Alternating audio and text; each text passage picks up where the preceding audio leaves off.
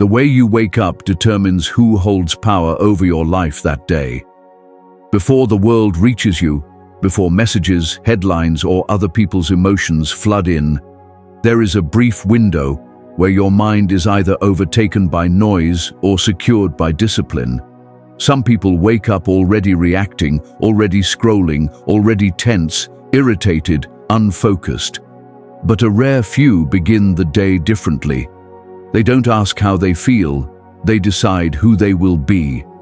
Marcus Aurelius wrote that each morning you must ready your mind for what lies ahead, not wish the day to be kind. That single practice separated leaders from followers, the self-directed from the manipulated. This is not about productivity tricks or motivation. It is about command over your thoughts, your emotions, your reactions. In this video, you'll learn 7 Stoic morning principles practiced by the 1% who refuse to hand over their minds at sunrise. Master these, and the day no longer runs you. 1. Wake up without letting the world enter your mind. The first battle of the day is invisible. It takes place before you speak, before you move, before you choose anything. The moment you wake, the world competes for access to your mind. Notifications, news, unfinished conversations, imagined problems. None of them are urgent, yet most people let them in first without resistance. That one habit quietly surrenders control before the day has even started. Stoicism teaches something radically different. Your mind is not a public square. It is a stronghold. And at dawn, the gates are weakest. Marcus Aurelius reminded himself that the day would bring interference, selfishness, and distraction, not to fear it, but to be ready for it. Preparation, not reaction, is where control begins.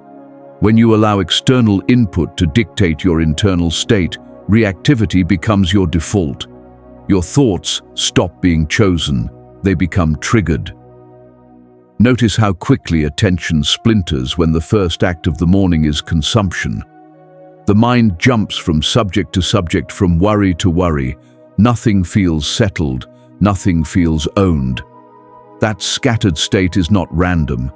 It is the predictable outcome of letting the outside world speak before you do. The Stoic morning begins with containment, silence before stimulation, stillness before demand.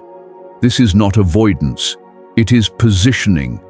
When you delay external input, even briefly, something critical happens. You reclaim authorship of your inner voice. Instead of asking what the world wants from you, you decide what you will bring into it. That shift alone changes posture, tone, and judgment for the rest of the day. This does not require complex rituals or extreme discipline. It requires a boundary, a short, deliberate pause where nothing enters your mind except intention. No opinions, no crises, no borrowed urgency. In that space, the mind settles, thoughts slow, emotional static fades. You're no longer being pulled, you're grounded. Stoicism is often misunderstood as emotional suppression. In truth, it is emotional sequencing. You don't eliminate feeling, you decide when and how it arrives. Morning is where that sequence is established. Ask yourself what happens when you start the day already defending, explaining, or comparing. The body tightens, the breath shortens, decisions become reactive instead of principled. This is not weakness, it is conditioning. The Stoic breaks that conditioning by choosing the first input deliberately. Sometimes that input is a sentence, sometimes a breath, sometimes a quiet reminder of what is within control and what is not. The content matters less than the act of choosing. Once the world enters, it won't stop knocking. But when you decide when to open the door, you remain in command. The day does not overwhelm the disciplined mind, it reveals it. Begin without noise and notice how much power was always there, waiting to be claimed. 2. Claim emotional authority.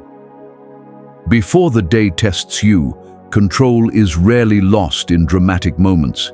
It slips away quietly through small emotional reactions, that feel justified at the time. A rushed message, a sharp tone, a thought that spirals before you catch it.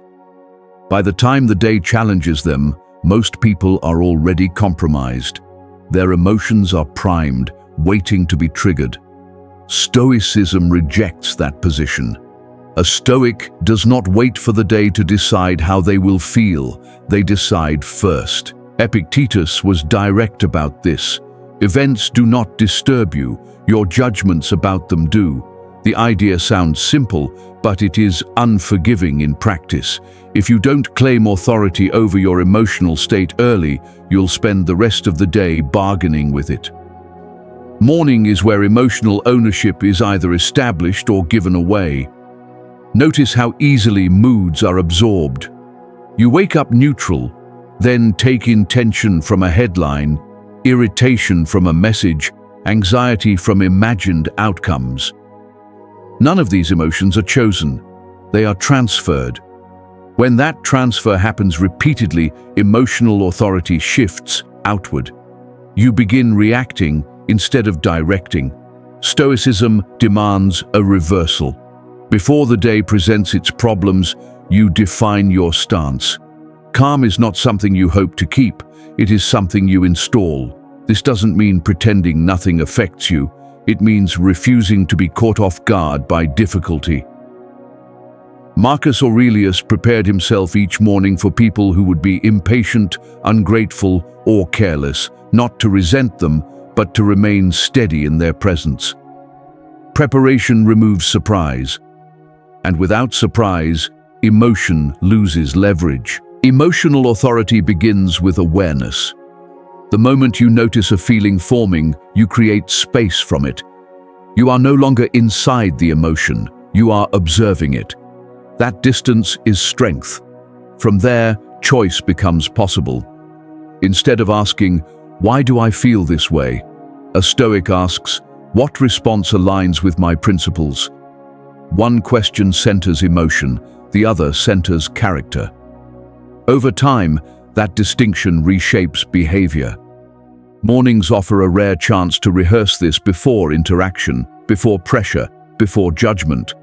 You remind yourself that irritation is optional, anxiety is not an order, fear is information, not instruction.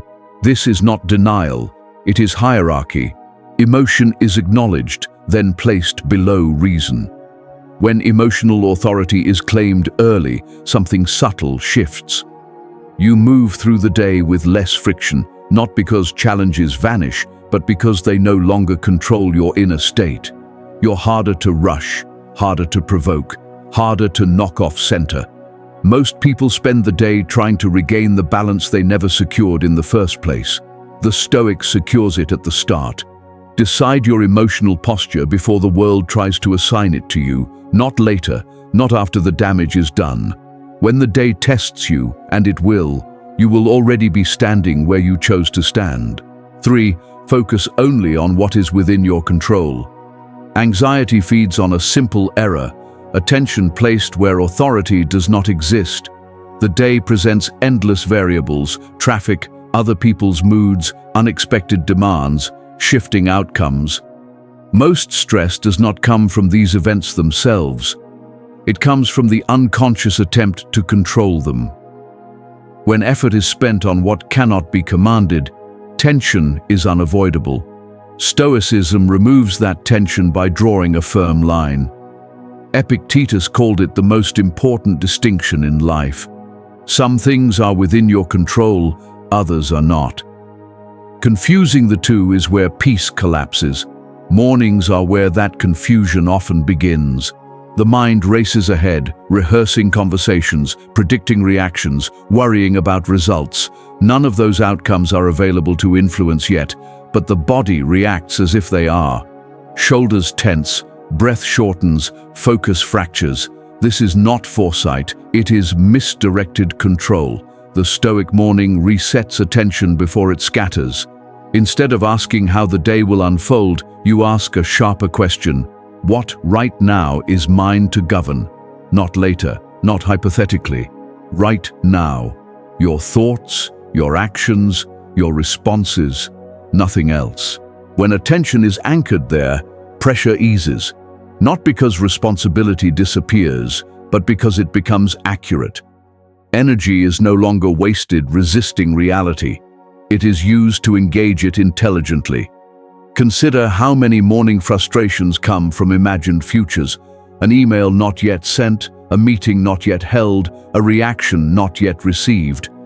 Each one pulls attention forward, draining presence from the moment where action is actually possible.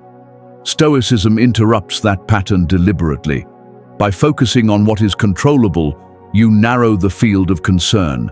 That narrowing is not limitation, it is precision.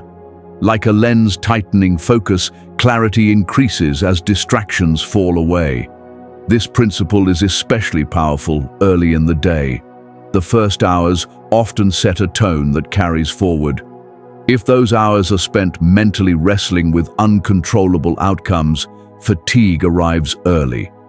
If they are spent executing what is within reach, momentum builds naturally. Control in Stoic terms does not mean domination, it means responsibility. You do not command outcomes, you command effort. You do not dictate results, you dictate conduct. When that distinction is honored, the mind stops arguing with reality. It stops asking why things are happening and starts asking what is required next.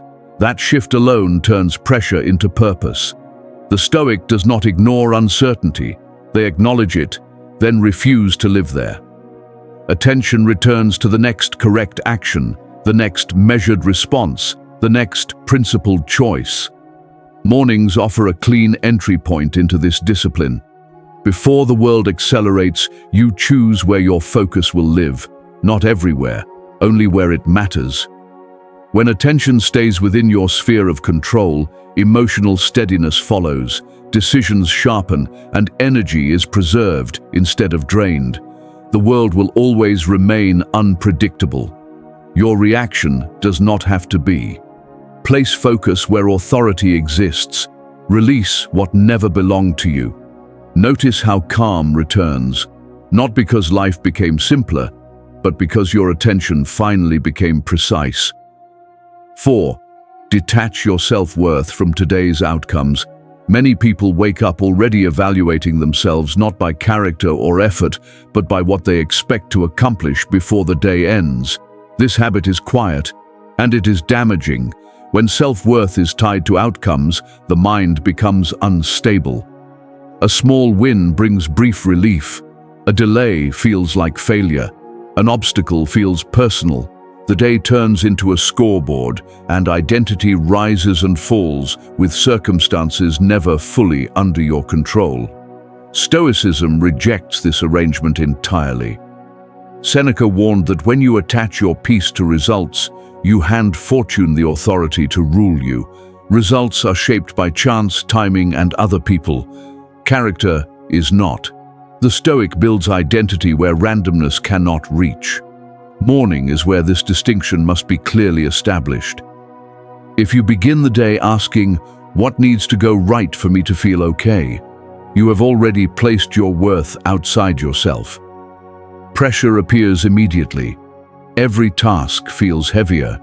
Every setback feels larger than it is.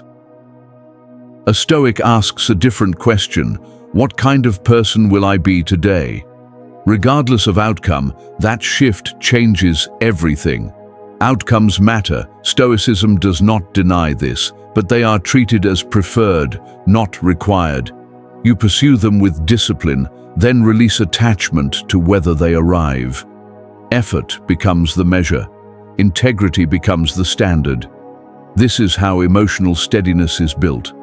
When worth is detached from results, failure loses its power to destabilize. You can analyze what went wrong without attacking yourself. You can adjust strategy without questioning your value. Progress becomes sustainable instead of emotionally costly. Notice how early this trap appears. You check messages hoping for validation. You see deadlines as judgments. You imagine success as relief from inner tension. None of this strengthens you. It conditions dependence. Stoicism replaces dependence with alignment. You commit to acting well, showing up prepared, responding with reason. These commitments are always available regardless of what the day brings. When honored, self-respect compounds quietly. This detachment is not indifference, it is clarity.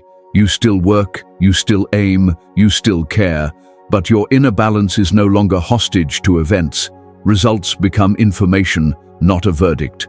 This distinction is especially powerful in the morning, before any score is recorded. Before praise or criticism appears, you establish the rule early. Your value does not fluctuate with the day. Marcus Aurelius reminded himself that it is possible to do everything right and still encounter resistance. That truth is not discouraging, it is freeing. It confirms that character, not outcome, is the true domain of control. As the day unfolds, some things will go as planned, others will not. But if your worth was set at sunrise, fluctuations no longer shake you. You move with steadiness instead of urgency, with intention instead of pressure. Detach your value from the scoreboard. Anchor it to your conduct. Outcomes may inform you, but they cannot define you. 5. Act before motivation arrives. Waiting to feel ready is one of the most expensive habits you can carry into a morning. It feels reasonable. It feels patient. But it quietly hands control to emotion. Most people start the day by asking how they feel, then decide what they will do. When energy is high, they act. When it is low, they delay. Over time, this trains the mind to obey mood instead of principle. Discipline erodes without ever being challenged. Stoicism reverses that order. Marcus Aurelius did not wait for motivation. He reminded himself that action was duty, not preference. "Get up," he wrote, "and do the work of a human being, not when it feels good, not when conditions are perfect, simply because it is time." Morning is where this discipline matters most. Motivation is unstable early in the day. Sleep residue, uncertainty, resistance, all of it lingers. If you wait for clarity or enthusiasm, the day gains momentum without you. When that happens, action feels heavier than it needed to be. The Stoic moves first. Action is not the reward of motivation, it is the source of it. When you act, even imperfectly, energy follows, confidence follows, direction sharpens. This is not optimism, it is physiology and psychology aligning with effort. Small deliberate action breaks inertia. This is why Stoics favored clear commitments over emotional readiness. You decide in advance what will be done. When the moment arrives, you execute without debate. Debate drains energy, execution generates it. Mornings offer a clean environment for this principle. Fewer variables, fewer interruptions, fewer excuses that feel legitimate. One action completed early establishes authority for the rest of the day. Notice how quickly resistance fades once movement begins. The mind complains before action, not during it. Once engaged, friction decreases. What felt overwhelming minutes earlier becomes manageable once started. This is not about intensity, it is about consistency.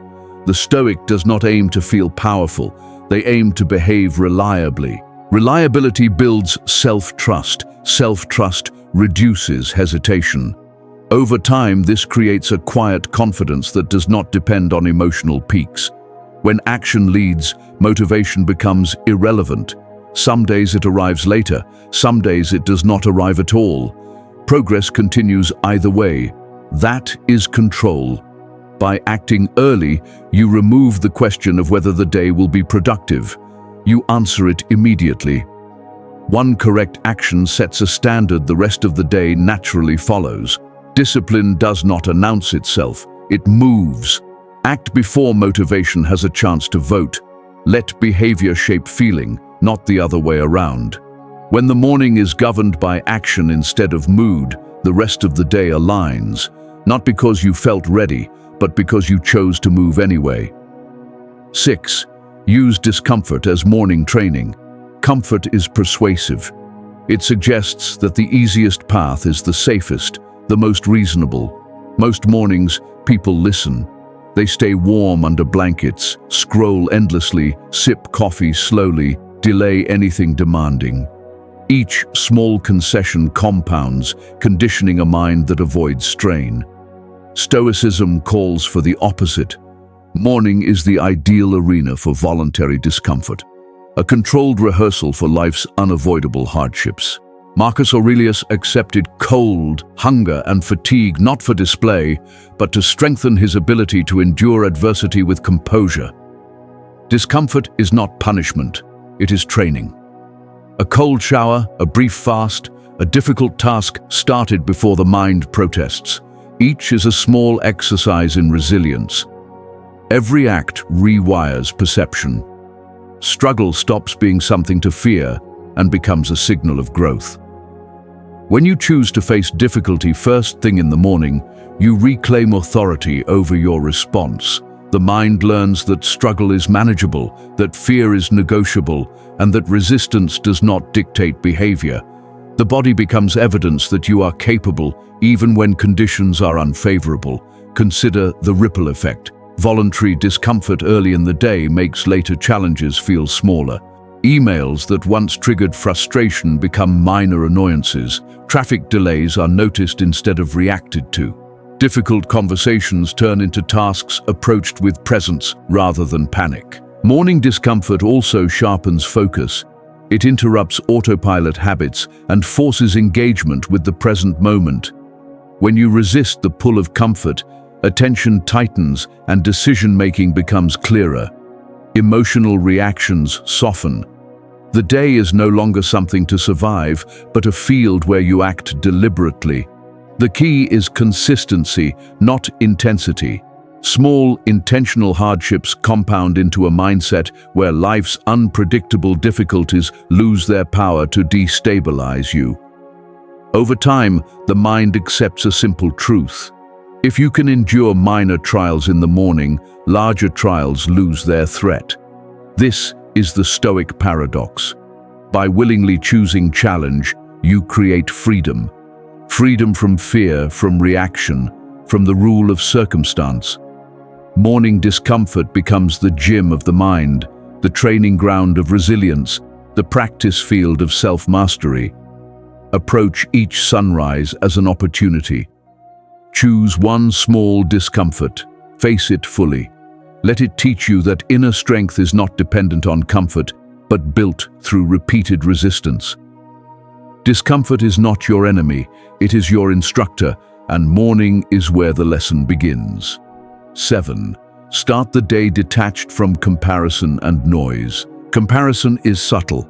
It arrives quietly, often unnoticed in the earliest moments of the morning.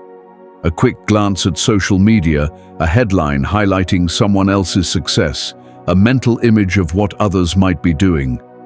Each moment introduces judgment and restlessness into the mind before the day has even begun.